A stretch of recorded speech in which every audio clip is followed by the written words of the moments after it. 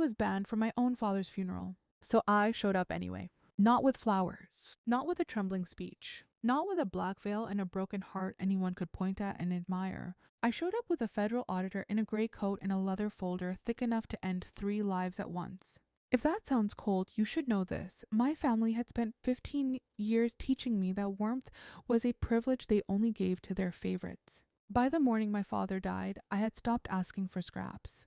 The text came at 6:12 a.m. Funeral is private. Immediate family only. Do not come. No greeting. No signature. Just the kind of sentence Victoria Whitmore loved most. Clean. Sharp. Cruel enough to wound, polite enough to deny it later. Victoria was my stepmother. The widow now. The hostess of grief. The woman who had perfected the art of erasing me from rooms I was born into. I stared at the screen until the words blurred. I was 32 years old, a senior compliance analyst in Atlanta, and somehow a single text still managed to turn my chest into something tight and childish. For one ugly second, I was 14 again, standing in the doorway of the dining room while Victoria smiled and said there was not enough room at the table.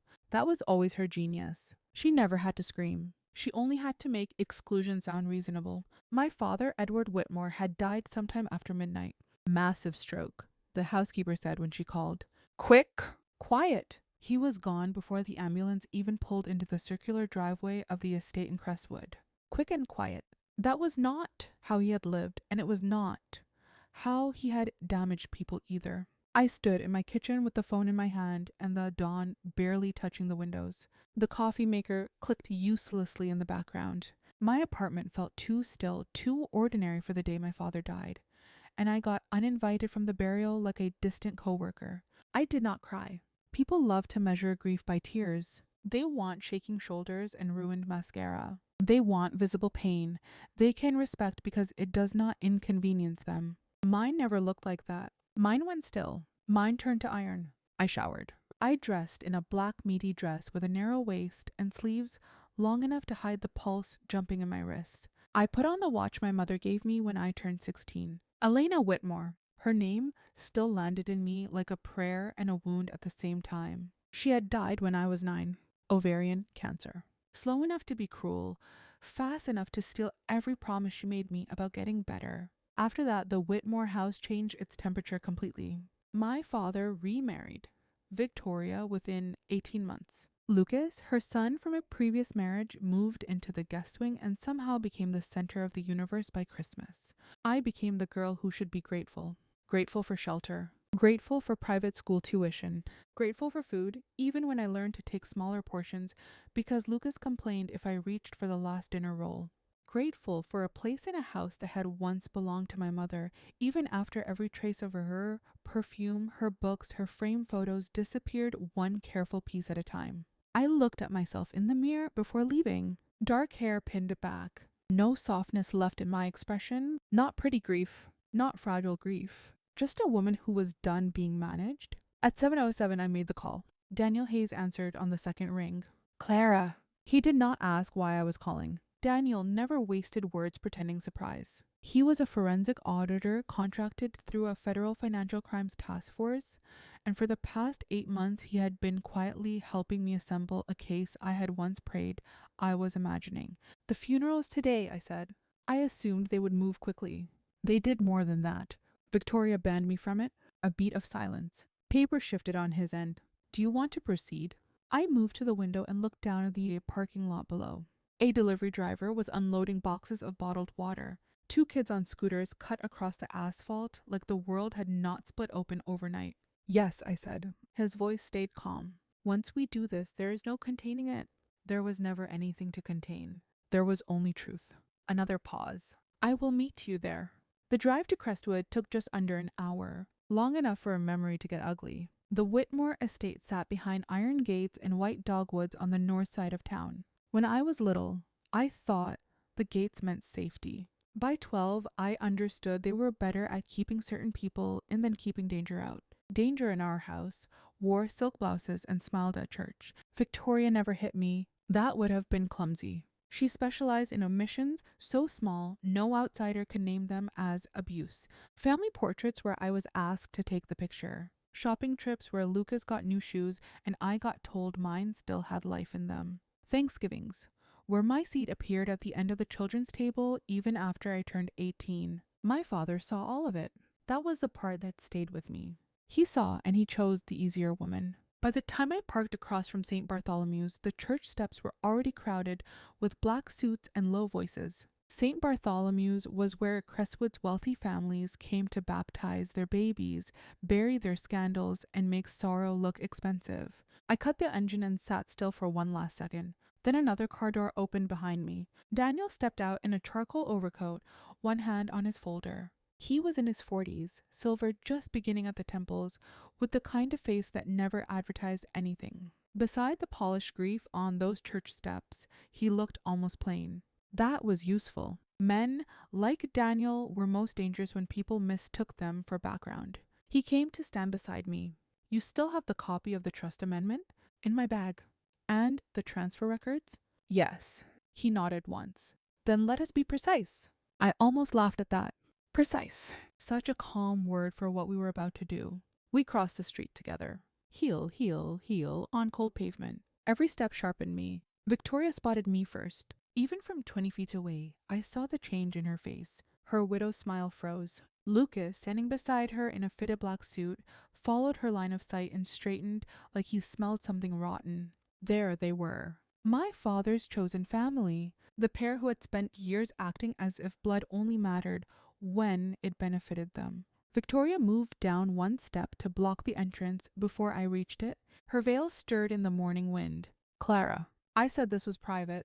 I stopped 2 feet from her. Daniel stayed half a step behind me. Private. What a pretty word for theft. I looked past her through the church doors. I could see the polished wood of the casket at the far end of the aisle. My father was already inside. Safe. Silent. Untouchable in the one way he had never allowed himself to be in life. Then I looked back at Victoria. I'm not here to make a scene, I said. That was the first lie I told all day. Her eyes dropped briefly to Daniel, then back to me. Then you should leave. Lucas folded his arms. You were told not to come. Do not embarrass yourself. I let the silence stretch just long enough to make them uneasy. Then I said, I am not here to say goodbye. Victoria's mouth tightened. Daniel stepped forward, opened the leather folder, and with one calm motion, handed her the first notice. I believe, he said, that is about to change. Tell me, if your own family buried you while you were still alive, would you walk away quietly? Chapter 2. When people ask where a family starts to break, they usually expect a single answer. One betrayal, one decision, one unforgettable night. That is not how it happened with us. My family broke by inches. My mother, Elena, used to say a home reveals itself in the smallest rituals. Who gets waited for at dinner? Who gets the first slice of cake? Who gets listened to when two voices speak at once? I did not understand that when I was little. I thought love announced itself in birthdays and vacations and Christmas gifts. I thought if a person tucked me into bed and kissed my forehead, that was enough. Then my mother got sick. There are details grief preserves with a vicious kind of loyalty. The smell of antiseptic on her hospital gowns, the way her wedding ring grew loose on her finger after the second round of chemo, the fake brightness in adults' voices when they told me she was resting. She died in late October, 4 days before Halloween. I remember the orange leaves trapped along the curb outside the hospital and my father looking older in one afternoon than I had ever seen him. For a while after the funeral he tried. He packed my lunch himself. He drove me to school. On Sundays, he sat at the end of my bed and read from whatever mystery novel he found on my shelf, doing all the voices badly enough to make me laugh. I held on to those months harder than I should have. They gave me false hope. They made the rest sting more. Victoria arrived the next summer in cream-colored dresses and sensible pearls. She was elegant in a way people in small towns confuse with virtue. She brought lemon bars to church, bake sales, remembered names, touched people lightly on the arm when they spoke. Her son Lucas was 11 then, 2 years older than me, already handsome in the smug way some boys learn early. The first time she came to dinner, she brought a framed photograph of the 4 of us taken in the garden. My father smiled like he had been rescued. I remember standing beside my chair and looking at the photo and thinking the picture had moved too fast for me to catch up. Within a year, they lived with us. That is how replacement begins. Not with a slammed door. With new towels in the guest bathroom, with Lucas's video games wired into the media room, with Victoria asking where she should put a box of family ornaments and somehow meaning her family, not ours. After the wedding, the house changed shape around her. My mother's study became Victoria's sitting room. The blue wallpaper in the breakfast nook was stripped and replaced with cream. The upright piano I used to practice on disappeared one Saturday while I was at a debate tournament. It was only collecting dust, Victoria said when I came home and stood staring at the empty wall. The worst part was not the cruelty. It was the theater around it. Every loss came wrapped in reason. Lucas needed more closet space because boys his age had sports equipment. Victoria needed the larger vanity because her work with the junior league required hosting. The old Christmas ornaments were too faded. My mother's photographs clashed with the new decor. I learned quickly that if I protested, I looked difficult. If I stayed quiet, I vanished more smoothly. At 13, I made the varsity academic team and won a statewide essay competition. The night of the banquet, my father promised he would be there. I kept scanning the doors of the hotel ballroom while other parents took photos in front of the podium and hugged their kids with both arms. He did not come. When I got home, Lucas was in the den opening gifts. He had made junior golf captain that week. There was cake on the table and wrapping paper all over the rug. Victoria looked at me from the sofa as if I were interrupting something. How nice, darling. There is lasagna in the kitchen if you are hungry. My certificate stayed in my backpack for 3 weeks before I threw it away. I wish I could tell you there was a day I stopped trying. There was not. That is what children do in the houses that hurt them. They keep performing for scraps, better grades, better manners, better silence. They believe one perfect version of themselves might finally earn the love that keeps sliding past them. By 16, I knew the pattern down to the bone. Lucas got a BMW for his birthday. I got a lecture about how character was built through restraint. He failed 2 classes and got a private tutor. I earned a scholarship to a summer leadership program in Washington, and Victoria asked whether attending would be selfish when the family had already done so much for me. The phrase she loved most was this one: "You are lucky. You are lucky your father remarried someone patient. You are lucky we can afford your school. You are lucky this house still has room." Lucky. Like I was a boarder with good timing. Like my own childhood had been charity. One winter evening when I was 17, I came downstairs thirsty and heard voices in my father's study. The door was not fully shut. I recognized Victoria first, sharp and low. "She is almost 18, Edward. It is time to be practical." Then my father, tired, irritated. "Clara is my daughter." "Yes," Victoria said, "and she is emotional, stubborn, and far too interested in matters she does not understand. Lucas will need stability. We have to think about the future of the estate." Estate. Such a grand word. We were not royalty. My father owned a chain of medical supply distribution warehouses and had built Whitmore Logistics into something wealthy enough to attract bankers, attorneys, and men who played golf on weekdays. The money in our house was real, but the reverence around it was almost religious. I should have walked away. Instead, I stayed frozen in the hallway while Victoria took my future and folded it neatly into a sentence. "Elena's trust should be restructured. Clara is too young to manage anything substantial, and frankly, I do not trust her judgment." My mouth went dry. My mother had left a trust. I had never been told. I backed away before the floorboards betrayed me, but something in me changed that night. Not loudly, not all at once, just enough to know I had been lied to for years. The next week, I went searching. Old filing cabinets in the upstairs office, locked drawers in the library, storage boxes in the attic. I found nothing useful except confirmation of how carefully Victoria controlled information. Everything important had been moved, hidden, or placed behind codes I did not have. So I waited. That became my real education. At 18, I left for Emory on scholarship and loans. Victoria hugged me goodbye for the neighbors, pressing her cheek to mine like we were one of those close Southern families who always somehow ended up in holiday catalogs. My father handed me a check that barely covered textbooks and told me to make smart choices. Lucas stayed home another year, partied harder, crashed the BMW into a gate on the west side of town, and somehow still got folded into the company as soon as he finished a degree. No one respected him enough to verify. I built my life the slow way. Part-time work in records management, internships, Coffee so bad it felt medicinal. Nights in the library until my eyes burned. I discovered I loved patterns, especially the patterns people thought nobody else could see. Expense anomalies, duplicate transfers, shell entities with matching addresses. Money always talks if you are patient enough to hear the accent. That skill got me into compliance. Compliance got me into forensic financial review. And that, finally, years later, brought me back to my own family's lies. It started with a courtesy call. I was 24 when my father phoned and asked whether I would look over a set of vendor contracts. Just casually, sweetheart, since numbers are your thing. He sounded almost warm. I remember standing in my tiny apartment kitchen with the phone pressed to my ear and hating myself a little for how hopeful I felt. He emailed the files that night. The contracts were sloppy, but that was not what caught my attention. The payment routing attached to one of the vendors led to an LLC in South Carolina that had no operating history and a registered agent tied to a second company in Delaware. The amounts were too round. The approval cadence was too fast. I told myself there could be a legitimate explanation. Then I looked deeper. By the end of that week, I had mapped 5 interlocking shell companies, all receiving transfers from Whitmore Logistics under vague consulting labels. 2 of them were quietly linked to Lucas. One traced back to a property Victoria's sister used as a mailing address. Another had been used to purchase a condo in Savannah and a lake house outside Birmingham. I sat at my desk until after midnight with spreadsheets open and my pulse pounding in my throat. Not because the fraud was shocking, because it was not.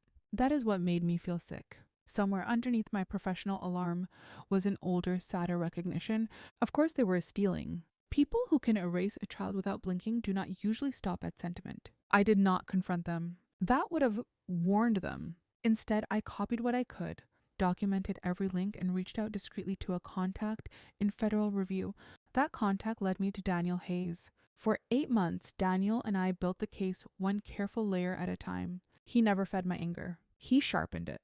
Verified documents, chain of custody, trust records, property titles, tax discrepancies. We found enough to prove that the shell companies had siphoned millions out of the business while my father's health declined and his signature appeared on transfer authorizations he almost certainly never read. Then came the part that broke whatever tenderness I had left. My mother's trust was not merely hidden. It had been amended twice. The original structure, written before she died, placed a substantial percentage of her personal assets into a protected trust for me at age 30. The amended version redirected control to my father as primary manager until distribution, with family advisory oversight added in a later revision under language Victoria clearly influenced. The advisory oversight committee had 2 members. Victoria. Lucas. I remember holding those papers in Daniel's office while the room turned strangely bright around the edges. My mother had planned for me. She had tried to protect me, and they had spent years turning her protection into their piggy bank. I asked Daniel the only question that mattered. Can we prove misuse? He looked at the record spread across his desk. Yes. And if we do, then the trust reverts. The assets freeze. The beneficiaries under fraudulent control lose access immediately.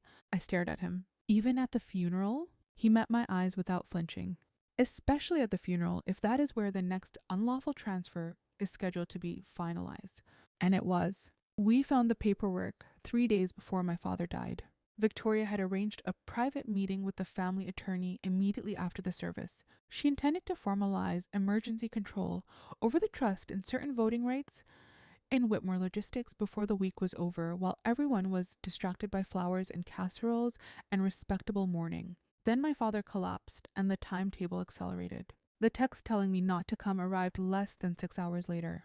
By the time Daniel handed Victoria the notice on the church steps, every year of being diminished had condensed into one clean, glittering fact. They were not excluding me from a funeral. They were trying to finish the theft before I could stop them. Victoria scanned the first page and went white beneath her veil. What is this? A temporary federal hold on discretionary distributions connected to the Whitmore Family Trust and associated corporate entities, Daniel said. Additional notices are being served to your attorney and financial institutions now. Luca barked a laugh that sounded too loud, too brittle. That is absurd. You cannot do this here. Daniel gave him the kind of glance men reserve for gnats. It is already done. Guests were beginning to stare openly now. A banker I recognized from one of my father's holiday parties paused halfway up the steps. Two women in black shifted closer together and lowered their voices, which in Crestwood always meant they were about to remember this day forever. Victoria stepped closer to me, rage cracking through her widow's poise. How dare you? There it was. Not grief, not confusion, possession. I looked at her and felt something almost peaceful. How dare I stop you from stealing from my mother's estate? I asked quietly. That is the question you want to ask in front of all these people? Her jaw tightened so hard I could see the tendon jump. Lucas took one step down, chest out, eager as ever to play protector in a fight he did not understand. You have no proof. Daniel withdrew a second document. On the contrary, and that was when the church doors opened wider, the whispers swelled, and my family's private little empire began to split into public. Chapter 3. The sound that followed was not dramatic. No thunder, no screams echoing off stained glass. Just paper changing hands, shoes turning on stone, and the low, dangerous murmur that passes through wealthy people when they realize disgrace might be contagious. A second man appeared at the church entrance, this one from the law firm handling Whitmore logistics. I knew him by sight. Harold Benton. White hair, red tie, a face that always looked slightly overfed on confidence. He moved quickly toward Victoria, saw Daniel, saw the documents, and the color drained from him in stages. Harold, Victoria snapped. Tell them this is ridiculous. He took the notice from her and read. His hand tightened on the page. Harold, she said again, louder now. He looked up slowly. Victoria, we need to speak privately. No, she hissed. We speak now. That was the moment she made her first real mistake. Pride does not just blind people. It makes them perform in the wrong venue. Harold glanced at the watching guest and lowered his voice. The hold is valid. If these supporting exhibits are what I think they are, you cannot sign anything today. You cannot move anything. And if you attempt to do so, you could worsen the exposure. Lucas stepped closer. Exposure to what? Daniel answered before Harold could. Fraud, misappropriation, tax evasion, breach of fiduciary duty. Depending on what else the banks confirmed before noon, possibly more. The word fraud landed like a dropped plate. Someone near the doors gasped softly. I did not turn to see who. I did not need to. Crestwood had always loved two things equally, a polished family and the ruin of one. Victoria's eyes found mine again. They were no longer composed. They were bright, wild, furious, in a way that made her look suddenly older. You planned this. I held her gaze. No, you did. I just read the paperwork. If I'm honest, that line healed something in me. Not because it was clever, because it was true. My whole life, Victoria had treated me like a decorative fool. The quiet girl, the displaced daughter, the one too sensitive to notice what adults were doing around her. Women like her depend on being underestimated less than men do, but they enjoy it more. It makes the kill easier. She had forgotten who taught me to look closely. My mother used to play a game with me when I was little. We would sit on the porch during summer storms and watch the trees bend. She would ask, what changed first, the light or the wind? I always guessed wrong at first. Then over time I learned. The leaves turned pale underneath. The birds vanished. The air thickened before the storm arrived. Money works the same way. So does betrayal. Victoria lunged for composure and almost recovered it. This is not the time or place, Clara. Your father is inside. That nearly got me. For 1 second, the image of him in the casket flashed through me with all the old damage attached. My father before the remarriage. My father teaching me to ride a bike without training wheels in the long driveway. My father sitting beside my hospital bed the night I had pneumonia. Changing cold cloths on my forehead with hands that still felt like home. Love does not vanish just because it failed you. That is the cruelty of it. I swallowed and kept my voice level. My father was inside when you rewrote my mother's trust. He was inside when money was siphoned into shell companies under Lucas's name. He was inside when you scheduled a post-funeral transfer meeting. Victoria's face tightened. Lucas frowned, the first hint of fear breaking through his arrogance. What shell companies? I turned to him then. Truly turned. You did not know? That silence was exquisite. His eyes darted to Victoria, then to Harold, then back to me. Mom? There are several kinds of bad sons. Spoiled ones, weak ones, greedy ones. Lucas was a blend of all three, but he had never been especially smart. He liked money more than he understood it. Fast cars, weekend flights, wristwatches he flashed at men who actually owned the buildings they stood in. He had signed what she put in front of him for years because she told him he was securing the future. Maybe he believed her. Maybe he only liked the rewards too much to ask. Either way, the panic on his face told me one thing clearly. Victoria had used him too. Harold pulled her aside, speaking in a harsh whisper. Daniel stepped back, allowing the chaos to arrange itself. He was good at that. Good at knowing when facts should speak without help. Guests began filtering into the church in awkward clusters, pretending not to stare while staring directly. One older woman touched my arm gently as she passed and said nothing at all. That was wise. There are moments language only cheapens. I stood at the entrance and watched my father's world wobble on its expensive heels. Then the doors to the sanctuary opened wider, and the funeral director approached with the pained expression of a man who had expected hymns and found an audit instead. Mrs. Whitmore, he said carefully, the service is scheduled to begin. Victoria turned toward him with fury still blazing under her grief cosmetics. Then begin it. Harold stepped in. No. We delay by 30 minutes. She swung toward him. You do not tell me what to do. For the first time in years, he said, voice low and clipped, I believe someone needs to. I did not know whether to admire him or despise him. Men like Harold never grow consciences. They grow risk management instincts. But I would take usefulness over virtue any day. Daniel inclined his head toward the side aisle. You should go in. I looked at him. Do I have to? No, he said. But you may want to see him once before all of this becomes only paperwork. So I went in. The sanctuary smelled like lilies and polished wood. Sunlight slipped through colored glass and laid red and blue bars across the casket. My father's portrait stood on an easel near the altar, chosen by Victoria, of course. He looked broad-shouldered, tanned, decisive. The version of him people in town admired. The builder, the provider. The man with the firm handshake and the Christmas bonuses and the handsome widow. Not the father who watched his daughter disappear inch by inch because conflict tired him. I walked down the aisle alone. When I reached the casket, I stopped and looked at him. Death had softened him in a way life never quite did. The lines around his mouth were gone. His face looked emptied of argument. I hated that piece on him. It felt unearned. For a long moment I said nothing. Then, very quietly so only the dead could hear me, I spoke. You should have chosen better. My throat burned on the last word. Not because I expected an answer, because I had spent years rehearsing speeches to a man who never made space for them. I touched the edge of the casket once. Not tenderly, just enough to mark that I had been there. Behind me, footsteps approached. Lucas. He stopped a few feet away, and I did not turn right away because I wanted him to feel the distance first. When I finally faced him, he looked rattled. Younger, somehow. The confidence had leaked out of him so fast it left him almost ordinary. What is happening? He asked. I held his gaze. You tell me. Your signature is on 2 entities receiving diverted funds. His face slackened. I signed what Harold told me to sign for tax planning. Tax planning does not usually buy a condo in Savannah. He flinched. There it was again. Not innocence. Ignorance with benefits. I did not know, he said, and for once I believed part of him. You did not want to know, I corrected. His jaw worked. Mom said you were always looking for a reason to hurt us. I almost smiled. Did she? She said you hated this family. That one landed not because it was true, but because of how badly I used to want it to be false. I looked at the casket between us. I did not hate this family. I kept trying to belong to it. That is a very different kind of humiliation. Lucas looked down.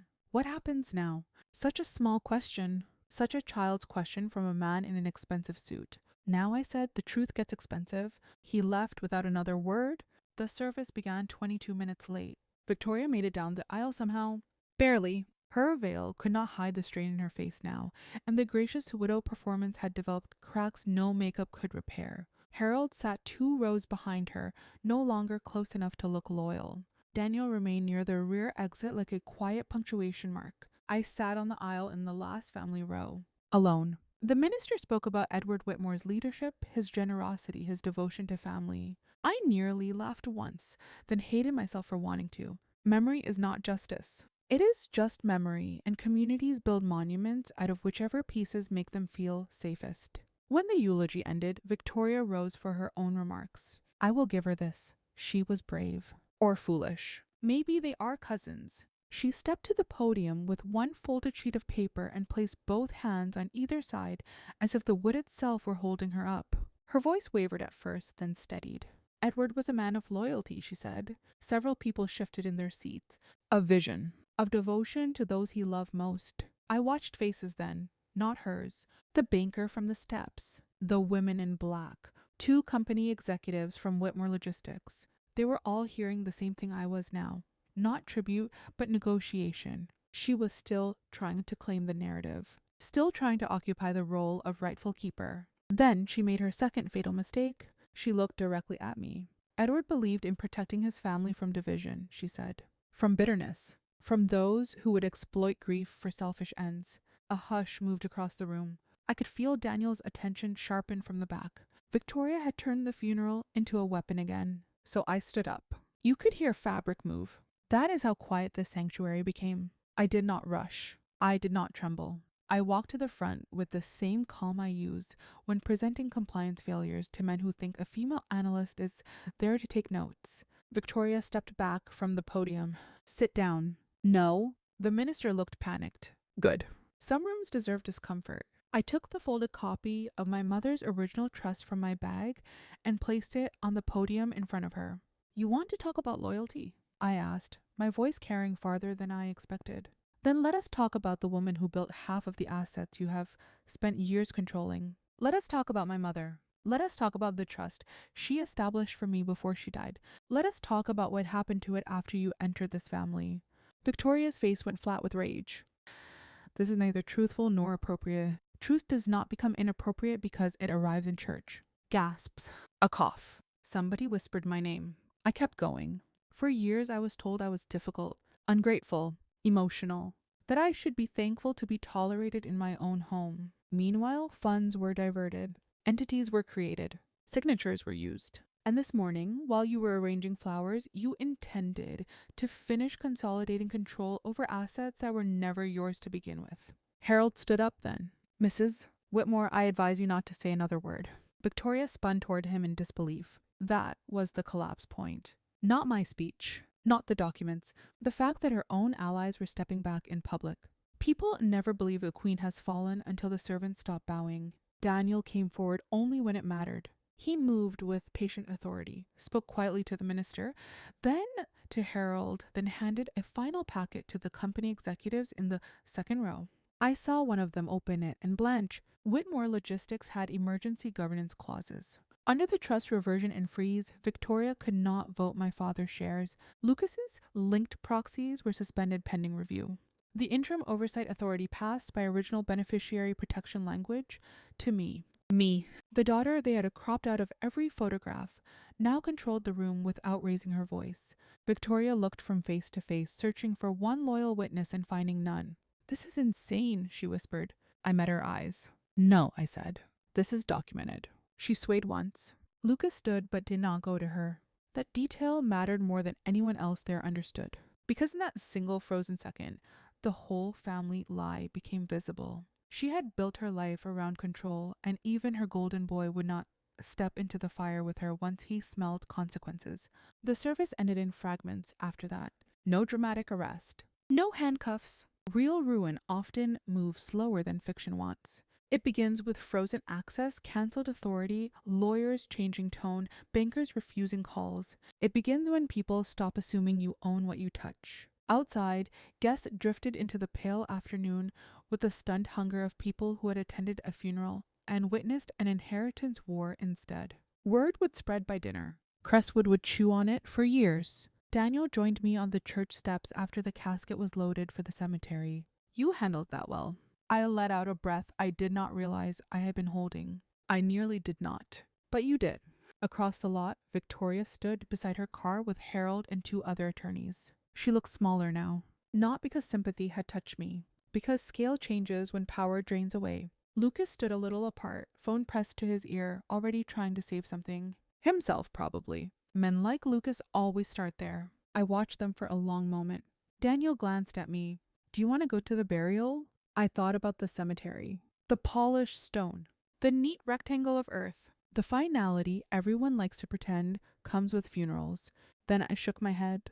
I already said what I needed to say. We walked down the steps together. Halfway to the curb, I stopped and looked back one last time at the church, the family, the entire polished machinery of a life built on appearances. For years, I thought I had been abandoned. That was not quite true. I had been erased, which is different. Erasure is cleaner, more civilized, easier for everybody else to live with. But erasure leaves records, and records, if you know where to look, can resurrect the dead and ruin the living. My phone buzzed in my bag as we reached the sidewalk. An alert from one of the financial institutions. Account access suspended pending review. Then another. Corporate transfer request denied. Then another. By sundown, the doors would still be standing, the estate would still be beautiful, and the Whitmore name would still be carved in stone. But the money would be still. The control would be gone. The lie would be bleeding out in daylight. Daniel opened the passenger door of his car for me, then paused. One final question. I raised an eyebrow. Any regrets? I looked back across the street. Victoria had finally turned and seen us watching. Even from that distance, I could read the hatred in her posture. Not grief, not guilt, just rage that the girl she had spent 15 years diminishing had not stayed diminished. I got into the car and answered honestly. I regret that a funeral was the only place they ever left me enough room to speak. And that maybe was the saddest truth of all. So tell me this. If the people who called themselves your family spent years treating you like an inconvenience, and the only way to stop them was to expose everything in the middle of the one day they wanted silence, would you have done anything differently?